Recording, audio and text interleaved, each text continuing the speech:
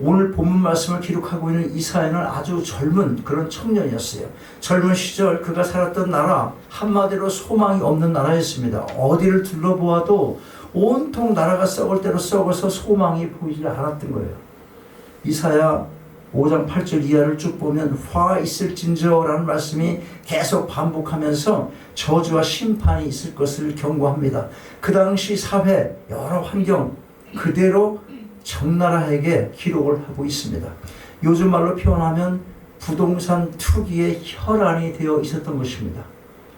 밤낮 술과 여자와 쾌락에 빠져서 정신을 못 차리는 거예요. 거짓이 판을 치고 공의가 뒤틀리고 선과 악의 분별을 할 수 없을 정도로, 선과 악이 무엇인지를 분별할 수 없을 정도로 사회가 혼탁합니다. 이로 인해서 힘없는 사람들은 짓밟히고 착취를 당하고 고통을 당하는 그런 절망적인 사회입니다. 사회 밑바닥 여기저기서 시름소리가 들리는 겁니다. 하나님께서 이런 유대 나라를 보시고 마침내 진노를 하십니다. 북쪽 이스라엘은 아수르를 들어서 징계하시고 남쪽 유다는 바벨론을 사용해서 징계하시려고 준비를 하고 계셨습니다. 그런데 그때 젊은 청년 이사야가 본 거예요. 그런 비전, 그런 환상을 이사야가 본 거예요. 그것을 청년 누가 봤다고? 이사야가 본 것입니다. 유대 나라는 이제 앙상한 그루터기만 남은 것 같은 그런 형국입니다. 10장 34절이 바로 그런 모습을 말씀하고 있어요. 철로 그 빽빽한 살림을 베시리니 레바논이 권능 있는 자에게 작벌을 당하리라. 여기서 레바논이나 빽빽한 살림은 모두가 유대 나라를 상징하는 단어입니다. 이 레바논의 나무가 굉장히 유명하잖아. 레바논의 나무가. 그 나무를 갖다가 어디서 뭐 했어? 솔로몬이 성전을 줬어. 그만큼 유명한 빽빽한, 보기도 좋고 멋진 곳이었단 말이지. 예, 그렇게 빽빽했던 살림처럼 요란하게 서 있는, 그렇게 화려하게 멋있게 서 있는 그런 것처럼 보이는 유대의 나라지만 하나님께서 말씀하신 대로 도끼로 한번 작벌을 하시니까 그루터기만 남았다. 여러분이 세상에 출세를 해서 아무리 거대한 불을 쌓아 놓아도 하나님의 한번 바람 한번 휙 불면 다 무너져 버리고 마는 거예요. 아무것도 없는 거예요. 아무것도. 그루터기. 어카운트는 없어지지 않겠지. 어카운트는 없어지지 않는 거야. 그루터기가. 어떻게 되는 거야 그거는 그러니까. 그 그루터기로 거기서 남은 자를 살려내겠다는 것이. 여러분 은행에 잔돈을 다, 모든 돈을 다 버려도 하나님께서 뭐만 남겨놔? 어카운트에다가 시드머니 한 100불 정도 남겨놓고요. 이렇게. 그거 그루터기야 그게. 누구만이 다시 회복할 수 있어 그거? 하나님만 해줄 수 있는 거야. 하나님만. 나라의 형편이 그 모양이니까 아무런 소망이 없습니다. 이사야는 이런 조국을 보고 절망하고 가슴을 치고 답답해하는 거예요. 그러나 이사야는 그런 절망 가운데서 꿈을 꾸는 사람이 됐습니다. 하나님께서 그에게 꿈을 보여주신 것입니다. 앙상한 그루터기에서 싹이 나요. 오늘 1절, 본문 1절 보니까 그날에 이새의 뿌리에서 한 싹이 나서, 이 말씀은 예수 그리스도가 이 땅에 오시면 이라는 말이에요. 그 예수 그리스도, 누구십니까? 2절 말씀이 그분을 소개합니다. 그 말씀에 따르면 지혜와 총명과 모략과 재능과 지식을 가지시고 여호와를 경외하는 완벽한 지도자, 완벽한 통치자이십니다. 모든 게 다 갖추어진 분. 그러므로 그 다스림 자체가 완전할 수밖에 없는 것입니다. 5절 말씀이 바로 그걸 말씀하고 있어요. 예수님은 자기 나라를 다스릴 때 공의로 그 허리띠를 삼으며 성실로 몸의 띠를 삼을 것이라고 했어요. 지도자에게 있어 제일 중요한 건 뭐라고? 공의입니다. 의와 불의를 바로 분별하는 것입니다. 선과 악을 정확하게 구별하는 것입니다. 그리고 선은 선대로, 악은 악대로 다스려야 되는 거예요. 이것이 공의입니다. 하나님 사랑이잖아요. 악한 거 되겠죠. 그게 아니고 다스려라. 뭐로? 공의로 다스리라는 거예요. 왜 교회가 힘이 없어지냐면 공의로 다스리지 않기 때문에 그런 거예요. 이상한 사람들 들끓는데 숫자 수는 거, 뭐 11조 좀 한다고, 뭐 돈을 감사한 거 거쳐 검조한다고 할 말 제대로 못하고 끌려다니다가 교회 짓고 나왔고 분쟁이 생기잖아. 이거 내가 졌잖아. 내 돈 내놔. 막 이러잖아 지금. 다스리지 못하니까 그런. 자, 우리가 알 것이 있어요. 공의가 필요하지만 그러나 우리가 알 것이 있습니다. 이 늘 공의와 성실이 함께 해야 한다는 거예요. 왜 그렇습니까? 공의롭게 나라를 다스리려고 해도 지도자가 성실하지 못하면 공의로 다스릴 수가 없게 되기 때문에 그런 것입니다. 그래서 주님께서는 공의와 성실을 허리띠처럼 함께 메고 나라를 다스리시는 것입니다. 그러므로 그 눈에 보이는 대로 심판치 아니하고 귀에 들리는 대로 판단치 아니하시는 것입니다. 3절 말씀이 그걸 기록하고 있는 거예요. 그런데 여러분, 우리가 사는 이 세상 어떻습니까? 이런저런 이유로 악을 눈 감아 주니까 공의가 설 자리가 없습니다. 가서 그 사람 만나. 그 사람에게 가서 접근해서 찔러줘. 그 사람이 공의로 심판할 것 같고 뭐 할 것 같거든. 지금 법에다가 제소할 것 같거든. 미리 좀 찾아가. 이게 정치야. 정치인들이 그러고 있는 거잖아. 돈 갖고 가니까 난 깨끗한 사람이야 부르짖고 니들 그러면 내가 공의로 다스리겠어. 내 힘이 없으니까 법원에 제소하겠어. 근데 그렇게 한 말은 그렇게 강하게 해놓고 돈 찔러주니까 어떻게 해? 취소하는 거 없었던 거라고 무마하는 거야. 우리 모두가 다 죄인이지. 그래 맞아 이러면서 가늠한 여인도 예수께서 용서해 주셨지 하고 결국 나중에는요 선과 악이 뒤엉켜서 뭐가 뭔지 제대로 구별도 못하게 되는 것이 바로 이 세상의 현실인 것입니다. 자, 근데 예수님은 그렇지 않다는 겁니다. 악한 자는 악한 대로 다루시고 선한 자는 선한 대로 대접을 하십니다. 그 땅에 억울함을 당하는 자가 없도록 고통을 당하고 해를 입고 한을 풀지 못하고 그래서 하늘을 향해서 하소연하는 사람들이 생기지 않는 나라, 그 나라를 만드시는 것입니다. 6절 이하를 보면 그런 세상을 설명합니다. 그때가 언제예요 도대체? 그때에 예수님이 다스리신 그 나라가 임할 때 그때에 이리가 어린 양과 함께하며 표범이 어린 염소와 함께 누우며 송아지와 어린 사자와 살찐 짐승이 함께 있어 어린 아이에게 끌리며 정말 어린 아이에게 끌리며 이거 내가 봤어 동영상을 사자가 어린 아이가 끄는 대로 가 사자가 야 길들이니까 이렇게 되는구나. 그런 나라가 이 땅에서도 볼 수 있는 거야. 순진하니까. 그러니까 학습하고 길들이고 훈련받으면 다 하는 거지.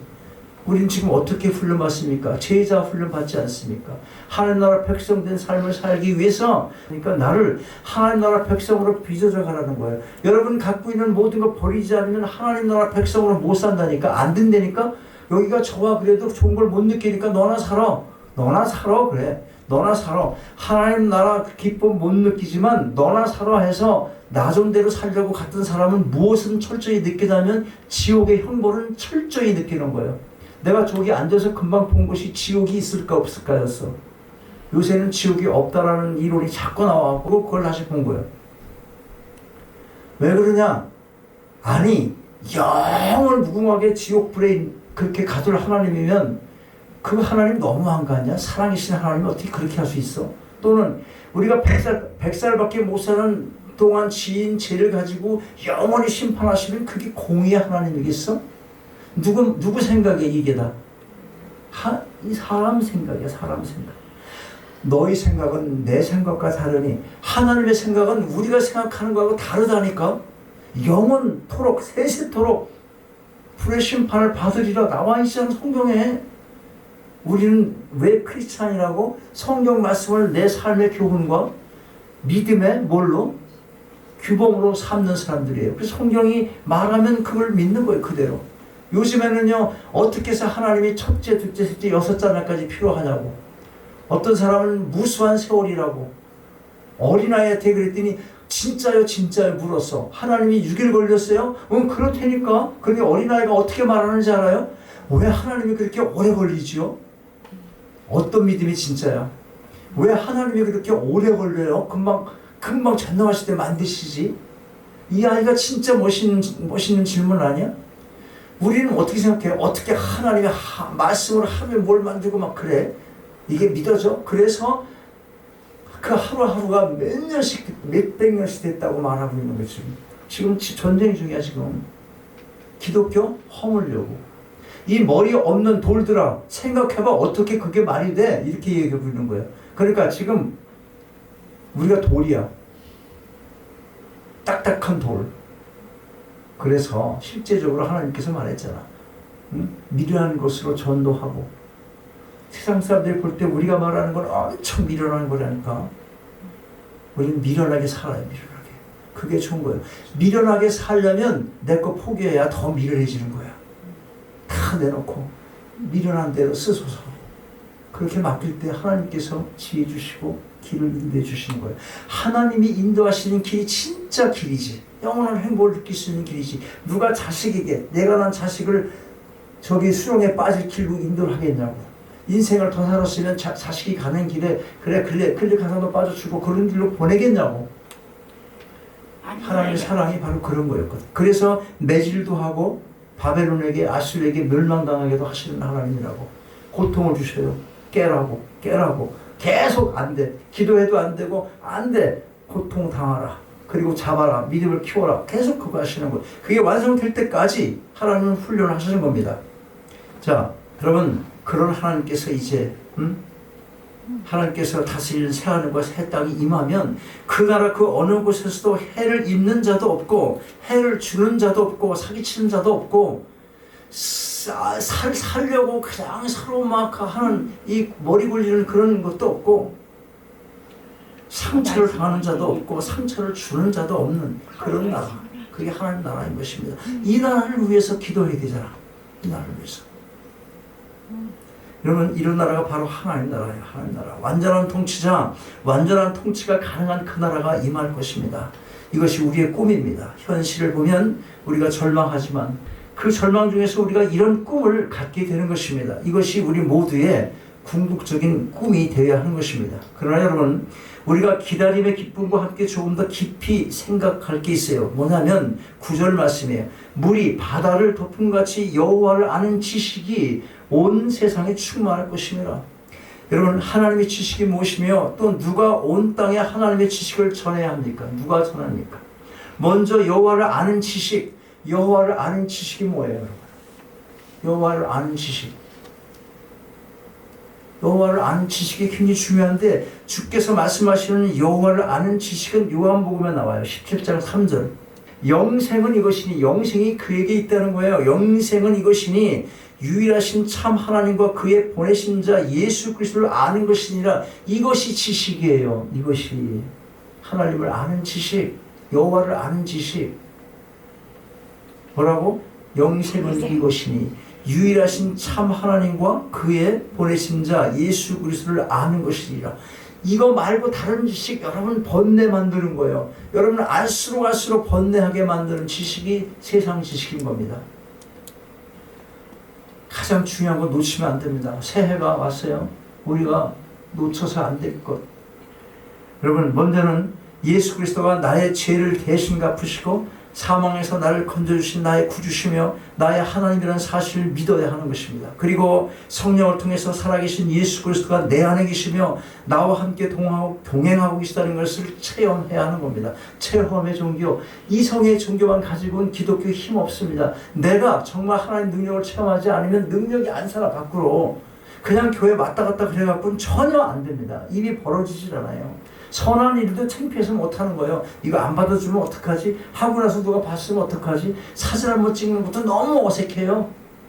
표정 안 나와요. 훈련 받아야 되고 학습해야 되고 할 게 너무 많은 거예요. 이렇게 영광스러우신 예수 그리스도를 발견하고 그 은혜에 감격하여 주님의 말씀에 전적으로 순종하고 평생을 주님을 향한 그런 헌신을 결단하고 앞으로 나아가야 하는 것입니다. 여호와를 아는 지식이 바로 그런 거예요. 이런 지식을 갖게 되면 사람이 근본적으로 바뀌는 거예요. 그리고 사람이 바뀌게 되니까 자연히 삶의 모습이 바뀌어지는 것입니다. 이런 사람이 온 천지에 가득해서 물이 바다를 덮음같이 충만해지면 예수 그리스도가 다스리시는 하나님 나라가 바로 거기에 임하게 된다는 것입니다. 특별히 우리는 지난 한 세기 동안 하나님을 아는 지식이 얼마나 소중한지를 엄청난 대가를 지불하고 배웠어요. 하나님을 아는 지식, 그걸 멸시하는 나라는 멸망하고 마는 것입니다. 하나님 나라 멸시했던 그런 공산주의 체제가 다 망하고 말았잖아요. 그래. 하나님이 어딨어? 신이 어딨어?라고 말하던 그런 공산주의, 그 사람들이요 사람의 내리에서 하나님이라는 이 의식조차 말끔히 쓸어버리려고 악랄한 방법을 다 취했습니다. 그런데 소비에트 연방공화국 어떻게 되세요? 다 붕괴되고 마른 겁니다. 안 돼요 지금. 여러분, 모든 사람이 하나님을 알아야 이 땅에 소망이 있어요. 교회는 바로 하나님을 아는 지식을 온 땅에 전하는 도구로서의 부름을 받고 있는 것입니다. 복음을 전해야 사람들이 예수님을 믿을 수 있고 예수님을 믿어야지 하나님이 어떤 분이신지를 알게 되는 것입니다. 그렇습니다. 복음을 전하는 일은 우리의 몫입니다. 먼저 여러분 가까이 있는 이웃과 친척들에게 복음을 전하시기 바랍니다. 복음을 전하고 나서야 절망의 때에 주님 어서 오시옵소서라고 간절하게 기도할 수 있게 되는 것입니다. 여러분, 이 세상은 절망스러운 것입니다. 확실한 것 아무것도 없습니다. 모든 것이 점점 무너져가고 어둠은 깊어만 갑니다.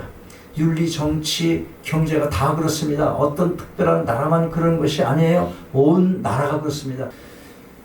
자, 이런 가운데 확실한 한 가지가 있어요. 아직도 세상의 마음을 빼앗긴 채로 하나님 나라의 꿈을 갖지 못한다면 분명 그 사람은 영적인 맹인인 것이에요. 영적인 맹인. 하나님 나라에 대해 꿈을 가지시기 바랍니다. 젊은 청년 이사야가 바라보았던 영광스러운 하나님 나라가 임하기를 소망하는 그런 꿈을 가지시기 바랍니다. 그리고 그 소망 가운데 하나님을 아는 지식을 세상에 전하시기 바랍니다.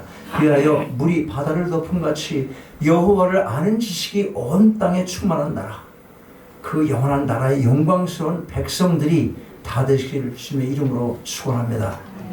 아버지 하나님, 이 아침 이뤘던 꿈을 다시금 찾게 해주심을 감사드립니다. 이 땅에 이곳에 마음을 두고 헛된 꿈 찾으려 애썼던 것 고백합니다. 이 땅에 무너져 내리는 인간의 오만과 무지함에서 이제 깨어나게 하시고 사자와 함께 잠을 자되 해됨이 없고 상함도 없는 공의와 성실함의 통치가 있는 나라, 그 나라를 꿈꾸며 살아가는 그런 백성으로 인도하여 주옵소서.